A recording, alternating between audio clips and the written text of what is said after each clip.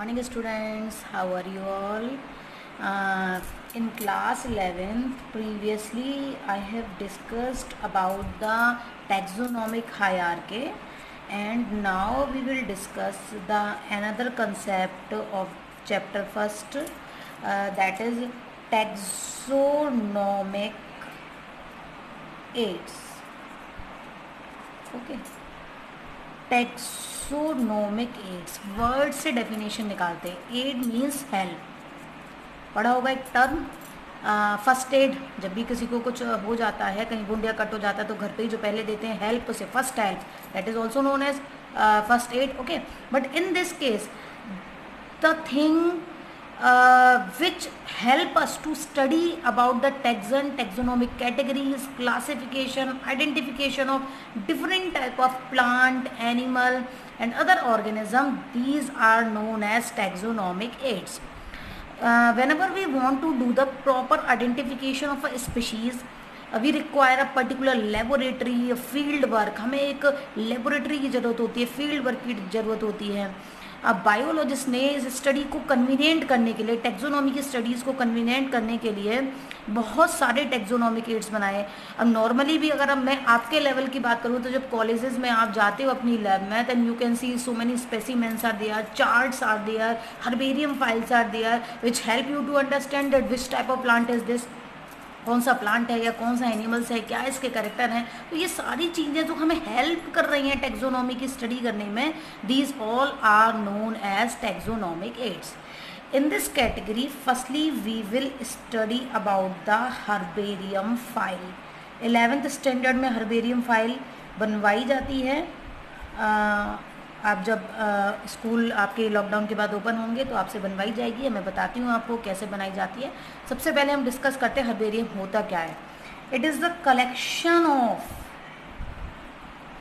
Dried, pressed and preserved plants. बहुत simple definition. ये collection है ड्राई करे हुए प्लांट का, फिर उनको प्रेस्ड करे हुए प्लांट्स का, फिर उनको प्रिजर्व कर दिया. ठीक है. अब ये जो सब था, इसके लिए एक प्रॉपर फाइल होती है जिसको कहते हैं हम हर्बेरियम फाइल, जिसकी डायमेंशंस लगभग 29x41 सेंटीमीटर होती है लगभग. अब जब देखेंगे तो नॉर्मली कॉलेज लेवल पर फाइल्स आती हैं, तो उसमें एक शीट होगी, नीचे बहुत सारी इन्फॉर्मेशन होगी, जहाँ पर वो सारी इन्फॉर्मेशन आपको फिल करनी होती है अकॉर्डिंग टू अ स्पेसिफिक और जो वेल एक्सेप्टेड क्लासिफिकेशन है उसके अकॉर्डिंग.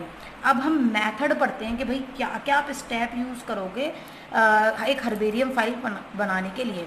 सबसे पहले आपको क्या करना है, कलेक्ट द प्लांट्स. आपको अपने एरिया के, लोकल एरिया के, we have to collect the plants. These plant should be from your local area. Local area के जो आसपास के प्लांट्स हैं आप उनको कलेक्ट करें. But 2 things are there. 2 चीज़ें हैं. एक तो प्लांट फ्रेश होने चाहिए, ठीक है, and the second one, these should be disease free. when you observe any plant, if it seems that there is any fungal infection in that plant, then don't collect that plant. Okay, so in the first step हम उसको क्या करेंगे, अपने ये plant को collect करेंगे. in second step, keep these plants, ये जो आपने प्लांट्स कलेक्ट करे हैं, keep these plants on a newspaper. किसी न्यूज़पेपर पर रखेंगे, या ब्लॉटिंग पेपर हो, अगर लेबोरेटरी में ब्लॉटिंग पेपर हो तो उसको भी ले सकते हैं आप. न्यूज़पेपर के मिड में आपको इन प्लांट्स को रखना है, एंड देन प्रेस देम. किसी हैवी वेट के साथ उनको दबा देना है आपको. न्यूज़पेपर की कई लेयर्स लें, एक लेयर में एक प्लांट रखें, दूसरी लेयर में, या अगर चाहें आप तो अलग अलग भी रख सकते हैं. और बहुत सिंपल मेथड और बताती हूँ. अगर आपके पास कोई नोटबुक हो तो उस नोटबुक को लीजिए और थोड़ी थोड़ी डिस्टेंस छोड़कर एक फर्स्ट पेज पर एक प्लांट लगा दिया, कुछ पेज छोड़े फिर सेकंड प्लांट लगा दिया. इस तरीके से आप सारे प्लांट्स एक नोटबुक में रख कर बीच बीच में पेजेस में, और उस नोटबुक को किसी प्रेशर के साथ आप दबा सकते हैं, रख सकते हैं. ठीक है. यहाँ पर जो तीसरी चीज़ आपको याद रखनी है कि लीव दीज प्लांट्स, आपको इन प्लांट्स को 6 से 7 दिनों के लिए छोड़ना है. ठीक है, 6 से 7 दिनों के लिए छोड़ देना.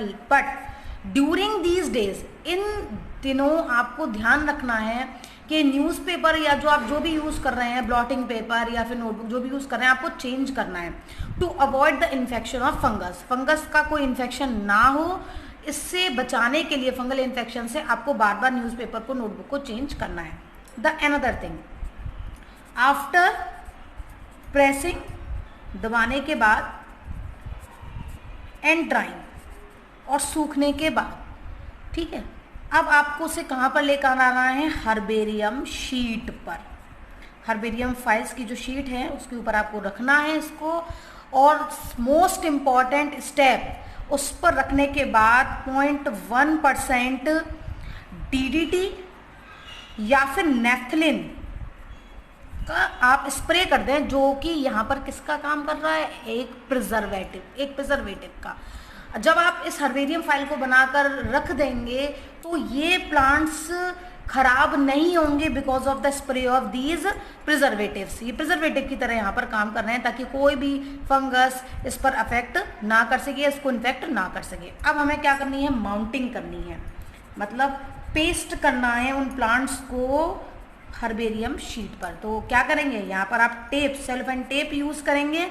उस टेप को, डबल साइडेड टेप हो तो ज़्यादा अच्छा है, उस टेप को यूज़ करके हम प्लांट्स को शीट पर लगा देंगे, ठीक है। अब सबसे इम्पॉर्टेंट और लास्ट स्टेप, जब आप एक देखोगे हर्बेरियम शीट को, तो यहाँ पर हमारा प्लांट लगा होता है इस तरीके से, और नीचे यहाँ पर एक कॉलम बना होता है बेटा, ठीक है।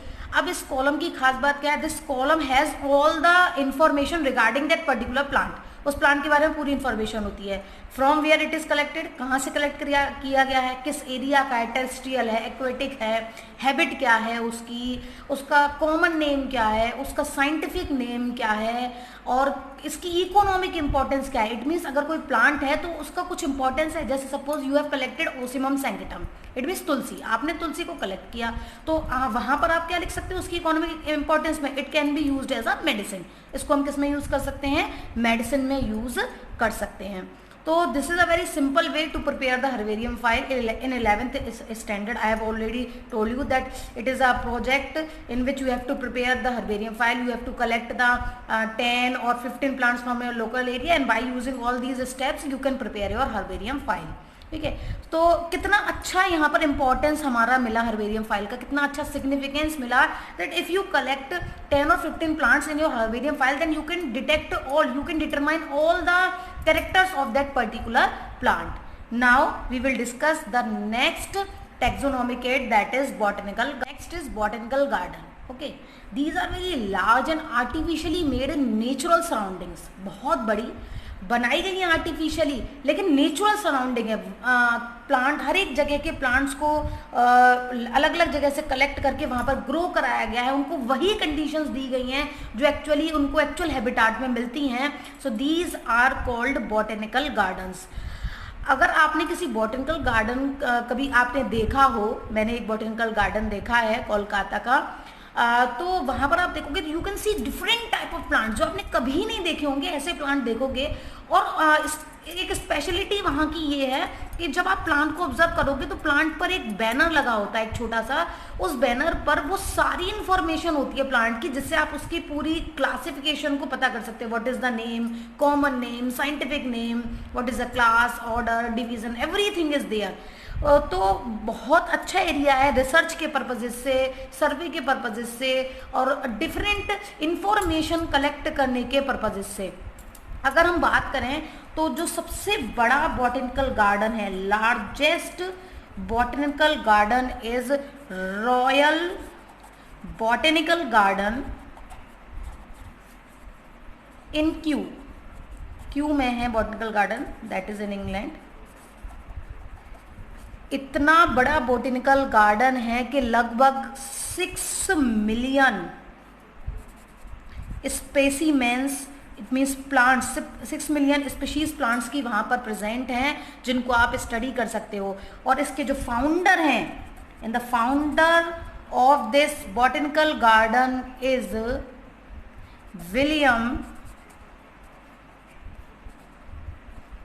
Elton. So this is the largest botanical garden in world, पूरे वर्ल्ड में, होल वर्ल्ड में सबसे बड़ा बॉटनिकल गार्डन है। और if we talk about the India, India के सबसे बड़े लार्जेस्ट बॉटनिकल गार्डन की हम बात करें, then in India the largest botanical garden is Indian botanic garden which is in Kolkata, जो कहाँ पर है, हावड़ा, कोलकाता में। और यहाँ भी लगभग 1.5 to 2 मिलियन स्पीशीज आपको प्लांट्स की देखने को मिलेंगी। It means these are those areas in which you can see thousand of plants, million of plants, you can get the information of these plants, that how they are important and what are their names, everything about them. So this is the second taxonomic aid. Now we will discuss about the zoological parks. Now we will discuss zoological parks or gardens. Word से पता चल रहा होगा, botanical gardens in which those protected areas where the plants are protected. It means these are those areas, these are those protected and enclosed areas. ये वो protected और enclosed areas हैं जहाँ पर एनिमल्स को रखा गया है, उनको नेचुरल कंडीशंस प्रोवाइड करके।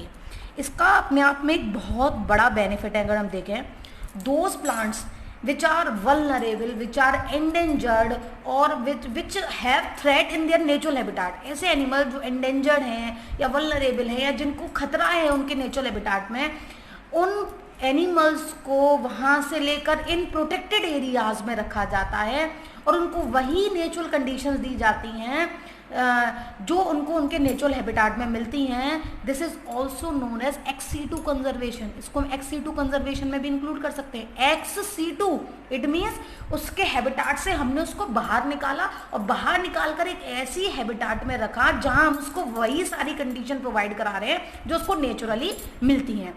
एक जो मेन ऑब्जेक्टिव है बेटा इनको बनाने का, the main objective is to create